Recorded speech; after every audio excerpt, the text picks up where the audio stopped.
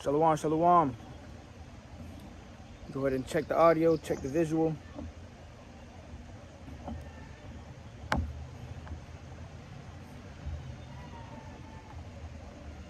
Call Lord Yahweh Shemi Awashai.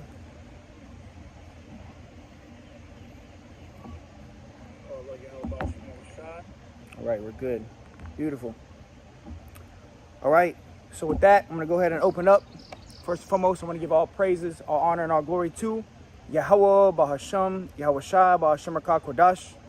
Koholo, Yahweh, Bahasham, Yahweh Shai, Bahasham Rakah Kodash. All right, I'm the brother of Baal Gabar from the Camp Prophets in Babylon here in Tampa, Florida. Next, double honors to the elders and apostles of the great millstone who do indeed teach and rule well, peace, and salutations to the elect that are scattered abroad doing this work in truth and in sincerity. The title of this lesson is Prophesy against Mt.Seir. Esau, your kingdom is finished. All right, and right now, in this world that we live in today, we're living in the rulership of the Edomites, man. Okay, the so-called white man, woman, and child, it was prophesied that they would rule the earth in these last days, man. All right, but contrary to popular belief, America and Esau's kingdom is coming down. All right, it's coming to an end. We see this man's kingdom falling, which we understand that Jacob, the Israelites, the so-called Negroes, Latinos, and Native Americans are going to get the kingdom after this devil falls, man. All right, so everything that's taking place on this earth is biblical prophecy. You see, the so-called white man losing his power structure. You know, there's a division here in America. And we see America just spiraling down the drain, which this is all biblical prophecy, man. All right, so let's get right into it. Shalom to the brothers and sisters that might tune in. Yahweh Shemi Awashai, Bashim Rakah Kodash Brakathum. All right, so I'm going to go ahead and open it with this. This is 2nd Ezra, chapter 6, and verse 9.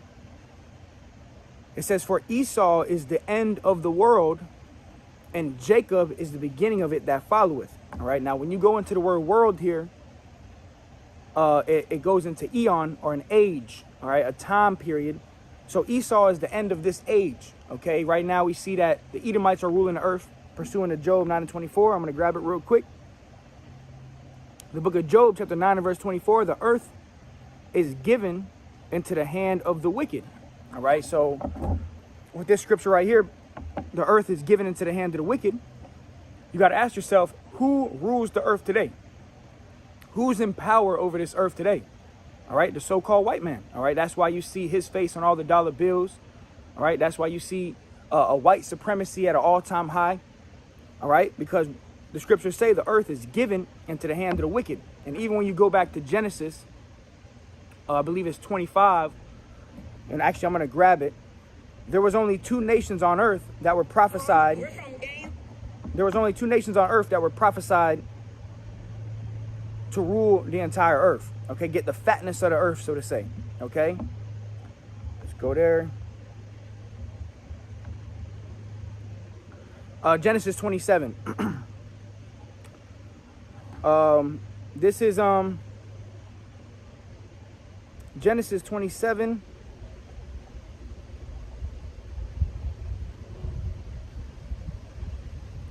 I'm going to go ahead and start at verse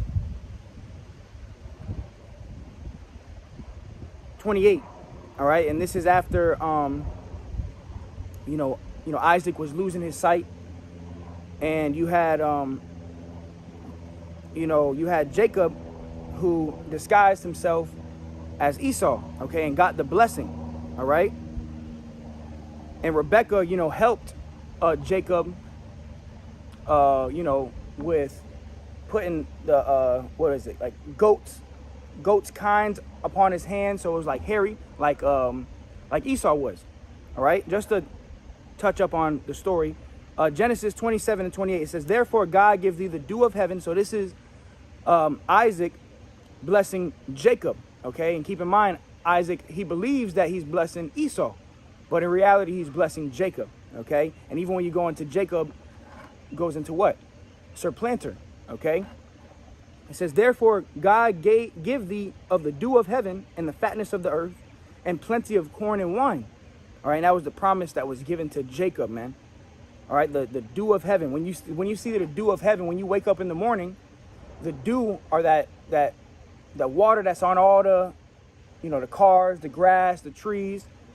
The dew of heaven represents everything, because when you wake up, the dew of heaven is on everything. So it says, therefore God give thee the dew of heaven and the fatness of the earth and plenty of corn and wine. Let people serve thee and nations bow down to thee. Be Lord over thy brethren, and let thy mother's sons bow down to thee. Cursed be everyone that curseth thee, and blessed be he that blesseth thee. Okay, so you see that Jacob got the fatness of the earth. See, these two blessings of Jacob and Esau, these were the only two nations that were prophesied to have rulership over, in other words, the fatness. When the so-called white man don't get his way, what does he go to do? He goes to crying, whining, and complaining, man. So Esau hasn't changed. It says, and when Esau heard the words of his father, he cried with a great exceeding bitter cry and said unto his father, bless me, even me also, O my father. And he said, thy brother came with subtlety and hath taken away thy blessing. Okay, finessed. Okay, and ultimately it was already set up from the foundation of the earth that Jacob was going to be the one that gets the true fatness of the earth, gets the kingdom of heaven. All right. Esau's blessing is temporary. Okay, the blessing that he got of his fatness of the earth, his blessing is called Negroes, Latinos, and Native Americans. That's Jacob. It says, and he said, is not he rightly named Jacob, supplanter? For he has supplanted me these two times. And behold, he hath taken away my blessing. And see, that's Esau lying. He said he took away my birthright. But when you go back into the history, Esau sold his birthright for some raw pottage, man. For some raw meat, man. Okay? That's what Esau sold his blessing for. And even now today, you ask a so-called white man how they like their steak cooked. If you ask an Edomite how they like their steak cooked, they're going to tell you bloody, rare. Okay? And remember, keep in mind, that's what Esau sold his birthright for, man. All right. It says, and he said, hast thou not reserved a blessing for me? And Isaac answered and said unto Esau, behold, I have made him thy Lord. And as the scriptures say that, when Jacob and Esau were in the womb, going back to Genesis 25, and I'm just going to touch on this because I want to get into the prophecies, but going back to Genesis 25, when you had two children in the womb of Rebekah, which was Jacob and Esau, the Lord came to Rebekah by way of a prophet and said, you're going to have two nations in thy womb. Okay. And the elder shall serve the younger. So it was already predestined that the elder was going to serve the younger. Okay. And the firstborn was Esau. And then when Jacob was born, Jacob was holding the heel of Esau, representing that we will be on his heels first and foremost. And that as soon as this devil fell, we will be right behind him on his heel, man. To take what's rightfully ours, really what's rightfully, Yahweh Shai is going to take what's rightfully his, okay, and bless the elect with being joint heirs of the blessing. Okay, Genesis 27:38, and Esau said unto his father, hast thou but one blessing, my father? Bless me, even me also. Oh my, lifted up his voice. It says, and by the sword thou shalt live. So how does the so-called white man live? By the sword. How did he conquer the world? By his blessing, the sword. See, that was part of the so-called white man's blessing, is the power of the sword or destruction. Esau has mastered his blessing of the sword. He's mastered it so much that even the food we eat is weaponized, man. The food we eat. Thou live, and thou shalt serve thy brother. And it shall come to pass when thou shalt have the dominion that thou shalt break his yoke from off thy neck. All right, and that happened because at one time we had ran the Edomites up into the mountains, man. And then after you had something called the Dark Ages, where Israel was ruling over there in Europe, okay, Italy, Spain, all of that. And then after that, the 1,000 years of the Dark Ages, where Jake was in rulership, you had the Renaissance, is when Esau started coming back into power. All right, but it said, and by thy sword thou shalt live. So that's ultimately how Esau lives. How did Esau conquer this world? How do we live in the kingdom of the Edomites right now? By way of his sword, his blessing. All right. And Esau hated Jacob because of thy blessing, wherewith his father blessed him. And Esau said in his heart, the days of mourning for my father are at hand. Then will I slay my brother Jacob. So Esau, every one of the mount of Esau may be cut off by slaughter, man. That don't sound like God is all love. The Lord said he's going to cut a whole nation off by slaughter. The only nation that's going to have no mercy is going to be the Edomites, man. All right? Because they had showed no mercy. All right? Let me grab this.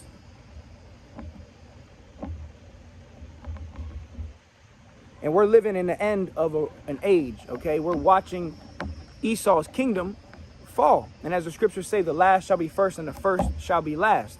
Right now, Esau is first, okay? He's got his blessing first, okay? Which his blessing is what? The fatness of the earth, okay? He has power over this whole earth, which Isaac, I'm going to go here real quick, Matthew 1:1. Matthew 1:1, it says, the book of the generation, the son of David, which the son of David is Solomon, and we understand that King Solomon, that is Yahushua. That's the same spirit coming back in the regeneration process. Okay, fatness of the earth today, he was blessed by Isaac, which is Yahushua. All right, and that's why it's going to be Yahushua that's going to take this devil out of power. Okay, we need Yahushua to come to deliver us. There's no way we can deliver ourselves out of this captivity. Okay, we need to wait on Yahushua. All right. But going to this is James 2:13, for he shall have judgment without mercy that has showed no mercy. All right, and the so-called white man, you know, even when you think about Christopher Columbus and the land of America, Deuteronomy 28 and 49, it says, Yahweh shall bring a nation against thee from far, from the end of the earth, as swift as the eagle flieth. Okay, and that's why you see these so-called white people, they love that eagle, man. Okay, and even when you go into the eagle is the highest flying bird, and it's the most proud, just like these damn Edomites, just like the so-called white man. You look at the back of your dollar bill, what do you see? An eagle. You look at the American flag, on the end of the American flag, some